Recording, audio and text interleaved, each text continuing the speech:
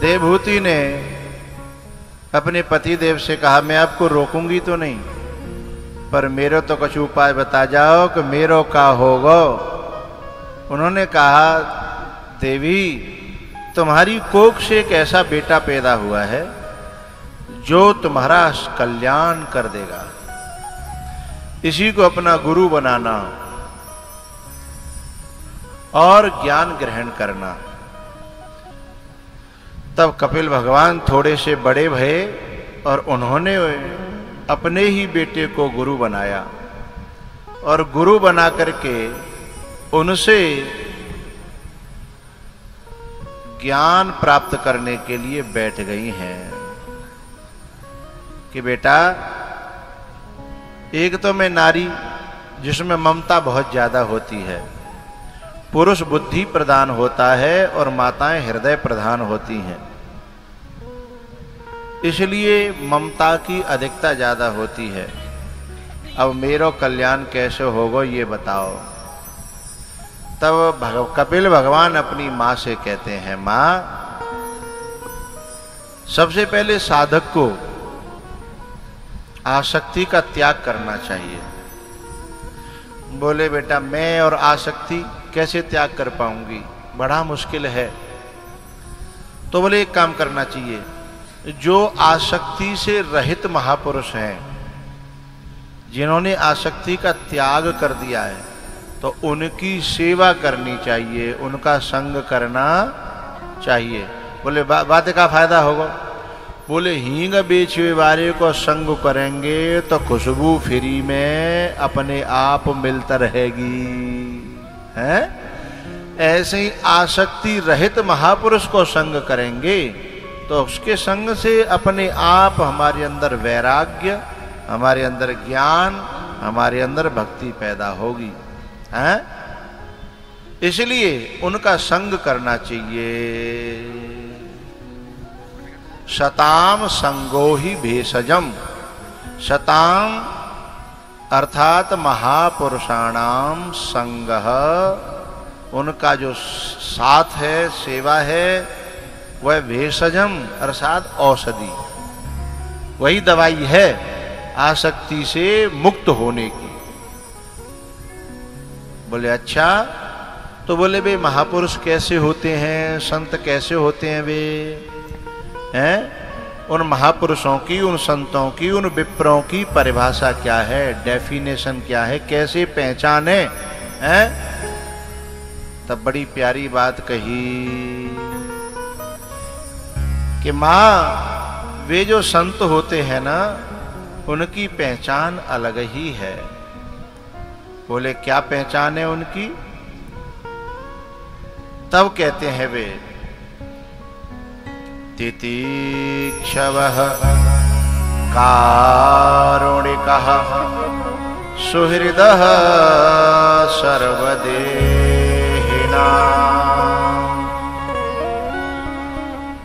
तितिक्षवः कारुणिकः सुहृदः सर्वदेहिनां, अजातशत्रवः शान्ताः साधवः साधुभूषणाः, साधवः साधुभूषणाः। अरे माँ, जो साधु होता है ना, उसका स्वभाव अलग होता है, उसके रूप रंग वेश से कोई लेना देना नहीं है। रूप से, रंग से, वेश से, जाति से, आश्रम से कोई लेना देना नहीं है। साधु तो किसी भी वेश में, किसी भी देश में, किसी भी रूप में, किसी भी जाति में पैदा हो सकता है। बोले, फिर वह पहचानेंगे कैसे? तो उन्होंने कहा, बड़ी प्यारी बात कही, तुष्यन्ति भोजनै विप्रः। स्वभाव से पता लगेगा। जैसे मान के चलो, हमने हंस और बगुला इन दोनों को पहचानना है तो कलर कैसा है? एक जैसा, चोंच भी एक जैसी है, पंख भी है, लेकिन पहचाने कैसे भैया कि ये बगुला है और ये हंस है? तो ये देखना पड़ेगा चुगो डाल के। जो सिर्फ मोती को चुगे, मोती के अलावा कुछ न चुगे, तो समझना बगुला है कि नहीं? कितनी देर पीछे हाथ हल रहे हैं? अच्छा, आज रात में एक बात में ध्यान में आई, वो हमें दिख गए हैं जिन्होंने हमें ट्रॉली पे बैठाया था। अभी बुरा मत मानना, मैं तुमसे नफरत नहीं करता हूं, मैं तुमसे प्यार करता हूं। मैंने पहचाने वो बॉक्स के पास बैठे। हाँ ठीक है, आपने अपने जान तो अच्छा ही किया था, लेकिन आपको पता नहीं था। तो मुझे पता नहीं क्यों किसी से नफरत नहीं हो पाती है। मैं चाहता हूं कि जाते नफरत कर लूं तो दूर तो है जाऊं, लेकिन हो ही नहीं पाती। चाहता हूं तो वैसे ये बड़े सज्जन, बड़े अच्छे, बड़े प्यार से बोल रहे मोते बेर पाँव चे कि बाबा गलती है गई पर तुम बैठ जाओ बाबा गलती है गई पर तुम बैठ जाओ। गलती मानते जा रहे है ना, लेकिन स्वभाव इनका बहुत अच्छा है, विनम्रता। और उससे तुम इतने पीछे का ही बैठे तो आगे बैठो करो, कर लेते आओ। हाँ आगे बैठो करो तुम सब मेरे अपने हो। अरे मैं घर छोड़ आयो, परिवार छोड़ आयो, दुनिया छोड़ आयो हैं, पैर करवे के लिए थोड़े ही, भगवान की कथा कहवे के लिए, इसलिए आप सब मेरे हो। कोई मोते बैर माने जे बाको नसीब है, लेकिन मुझे किसी से कोई बैर नहीं है, हो ही नहीं चाहूं तो भी। बिसरे ग्रह सपने सुधि नाही, जिमि पर द्रोह संत मन माही, जिमि पर द्रोह संत मन माही। यदि परद्रोह भीतर बैठा है तो परमात्मा के मिलने का रास्ता तय नहीं हो पाएगा, वो बीच में ही फिसल जाएगा, मारा जाएगा। इसलिए इससे बचना बहुत जरूरी है। तो जो बगुला और हंस की पहचान कैसे होगी? चुगो डारो, जो केवल मोती चुगे वो हंस है, और चाहे जो कछु भगे, मोती छोड़ के, बगुला मोती नहीं चुग सकता, मोती छोड़ के चाहे जो कछु भगे, अंगार धूर जो कुछ मिले सब है, हाउ अब करे, समझ लो जो बगुला है। अब मोती क्या है?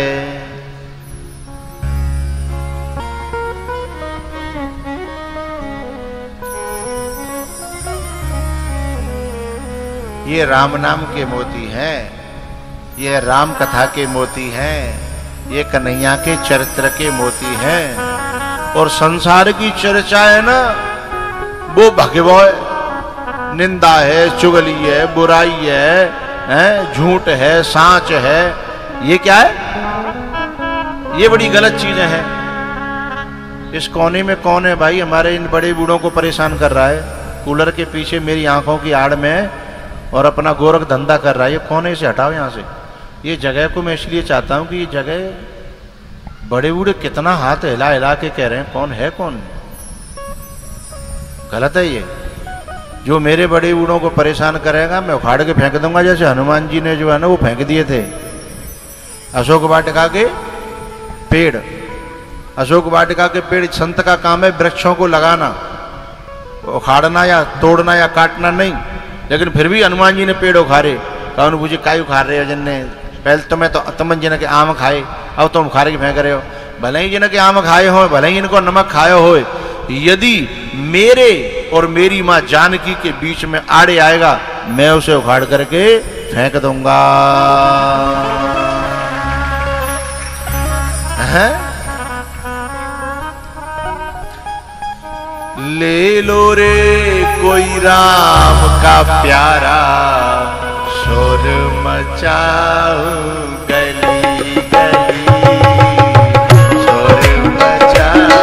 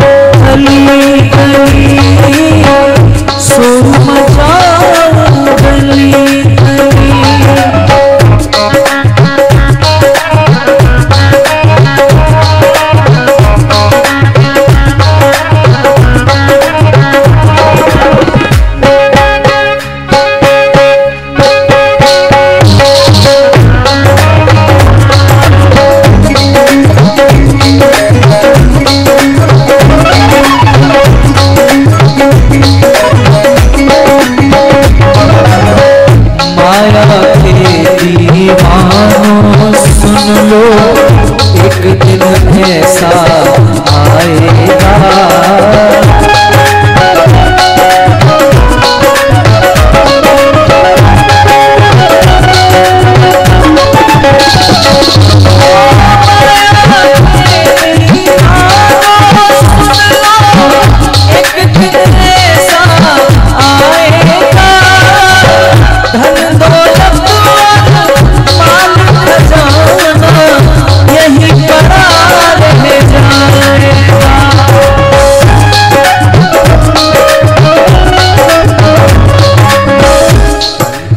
काया माटी होगी, कंचन काया माटी होगी, चर्चा होगी गली गली। ले लो रे कोई राम का प्यारा, शोर मचा गली गली, शोर मचा गली गली।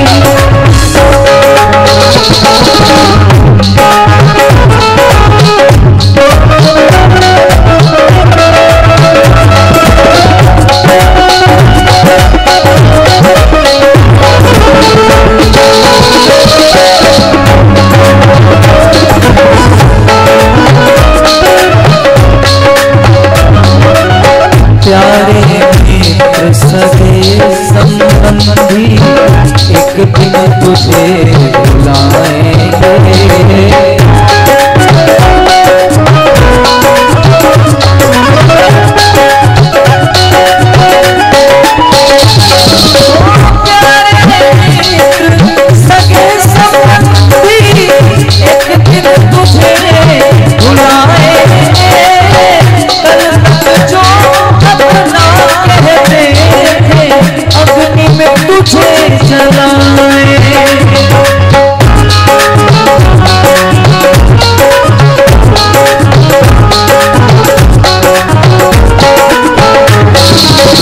जगत सराय 2 दिन की है, जगत सराय 2 दिन की है, बाद में होगी चला चली। ले लो रे कोई राम का प्यारा, शोर मचा गली गली, शोर मचा गली गली।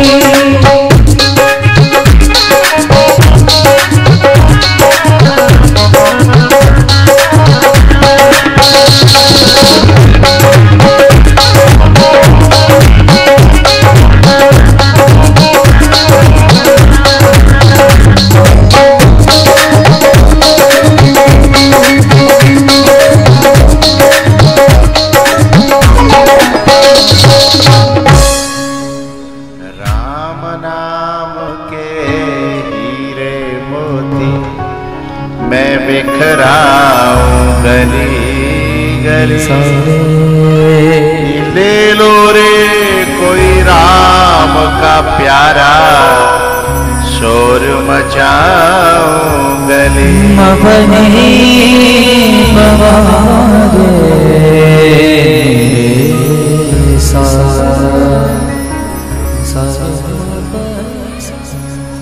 ले लो रे कोई राम का प्यारा, शोर मचाओ गली गली।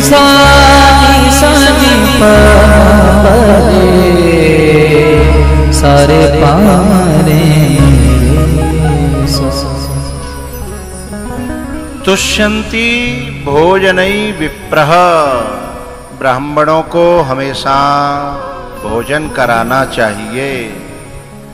उनको दान दक्षिणा के साथ, उनका अच्छी तरह सम्मान के साथ भोजन कराएं, और भोजन में मीठा जरूर हो, और उसमें थोड़ा सा देसी घी होए, घी बूरे में, तो फिर तो बल्ले बल्ले है, आशीर्वाद मिलेगा, उनकी दुआएं मिलेंगी हैं। ये पुराण कहता है तुष्यति भोजनै विप्रः, यदि उनको प्रसादी पवाई जाए, अपने घर में भोजन कराया जाए, तो वह खुश हो जाएंगे। लेकिन मोर कब खुश होगा? मयूरा घन गर्जितैहि। मोर जो है जब बादल गरजते हैं ना, तब मोर खुश होकर के नाचता है और कहता है मेव आयो, मेव आयो, मेव आयो। हैं? मोर खुश होता है जब बादल गरजता है। बोले साधु कब खुश होता है? रोटी खवा दे तो खुश है जागो ना। बोले तो साधवः पर कल्याणे। साधु जब तक दूसरों का कल्याण नहीं करता है, दूसरों का भला नहीं करता, जब तक उनके किसी के जीवन में भक्ति प्रवेश नहीं कर देता, उस दिन वो समझता है कि आज मेरो कछु नहीं भयो। साधु तब खुश होगा जब समाज में भक्ति आ जाएगी, समाज में प्रेम आ जाएगा। साधवः पर कल्याणे खलः पर विपत्ति भी। और बोले दुष्ट कब खुश होगा? भाई भू तो खुश होना चाहिए। बोले बाप बताओ वो कैसे खुश होगा? बोले जब कोई बगलवारो मर रहा होगो, वाको खेत बिक्रो होगो, जब बाकी गहनी धरे हुए जाओ सोई भीतर तो खुश आएगा। अब आए ऊँट पहाड़ के नीचे हैं, जब हम पे विपत्ति पड़ेगी, कष्ट पड़ेगा, दुष्ट जो है पर विपत्ति भी खला तुष्यंती। जो खल है, जो दुष्ट है ना, वो जब खुश होता है जब दूसरे पे विपत्ति पड़ती है, कष्ट पड़ता है। रामायण में साधु और असाधु के लक्षण बताए हैं और भागवत जी में और अन्य पुराणों में भी इनकी बड़ी चर्चा है।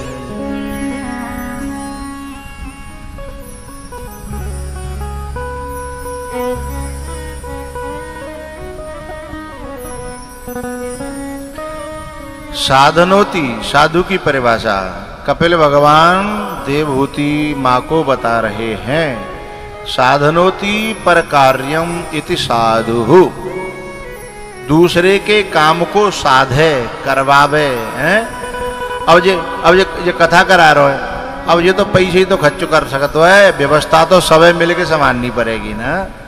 तो जो बिना स्वार्थ के स्वयं आके लग जाएं कि भैया हमें बता कोई काम हमारे लायक हो तो है, वहां बिना लोभ के, बिना लालच के जो सेवा में लग जाएं। साधनोति परम कार्यम इति साधु।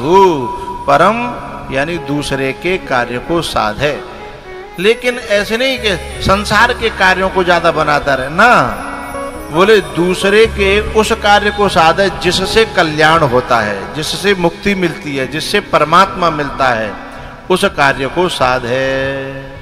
गोस्वामी जी अपनी मानस में कहते हैं पर उपकार वचन मन काया।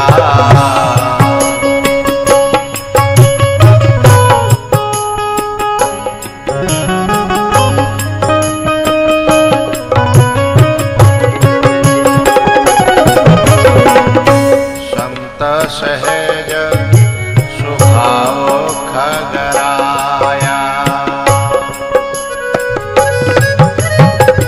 हे करुण जी महाराज, ये संत का सहज स्वभाव है, बनावट नहीं है, उसे करना नहीं पड़ता, उससे अपने आप होता है। क्या? पर उपकार वचन मन काया।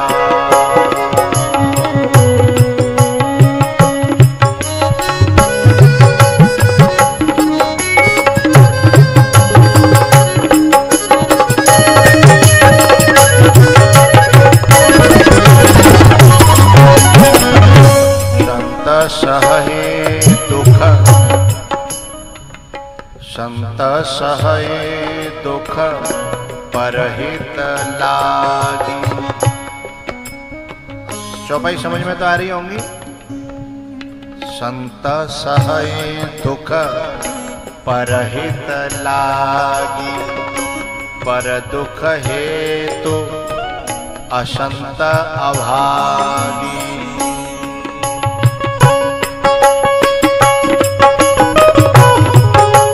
एक किसान जो है बाने सनो जानते हो?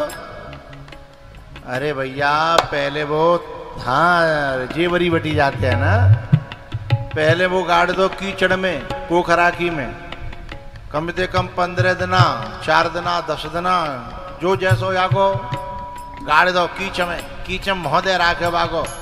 कौन पूछी चोरी त्यो मोहनो कीचड़ में घुसा दो, दुखना है रो तो है? बोले मुँह कोई दुखना है। बोले कीचड़ मोह घुसा दो तो दुखना है। बोले अब कीचड़ भला ही मोह घुस रहा है, पर मैं जब काऊ बांधूंगो और बाकी जब पिटाई होगी सो ये सब वसूल है जागो, मेरो जो दुख जो है सुख में बदल जागो।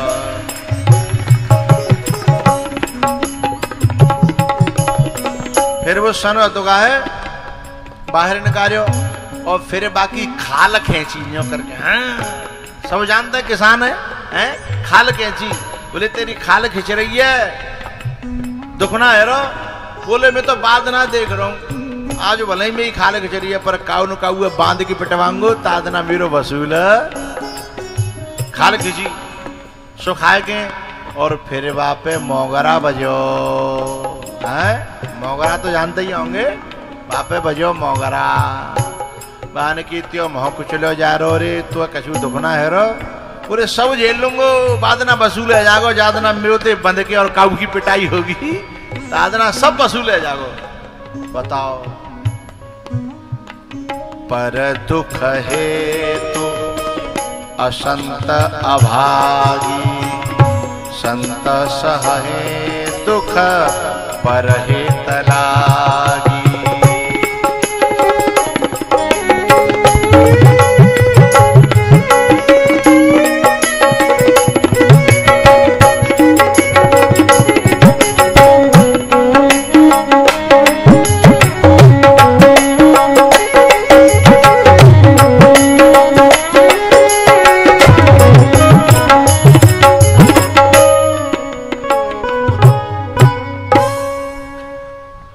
अरे माँ संतों के मैं तुम्हें कितने लक्षण बताऊं, कुछ थोड़े में मेरे थोड़े कहे को बोलो भैया। तुमने तो चिट्ठी लिखी है बा जमाने में, पढ़िए सुनिए, बाद में लिखा था चिट्ठी के बाद कि मेरे थोड़े कहे को बहुत समझना, और समझदार के लिए इशारा ही काफी है। तो अब हमें कभी दूसरे में ना देखनी, अपने में देखनी है कितने लक्षण घट रहे हैं असंत के और कितने लक्षण घट रहे हैं संत के। हैं तो भगवान कहते हैं कपिल कि मां भगवान तब खुश होते हैं जब भगवान के लिए कोई मत कृते त्यक्त कर्माणस त्यक्त स्वजन बांधवा, जो मेरी खातिर अपने संसार को, परिवार को, रिश्तों को, नातों को भी त्याग करके जो मेरी भक्ति करता है, मैं उसका अपना हो जाता हूं और वो मेरा अपना हो जाता है।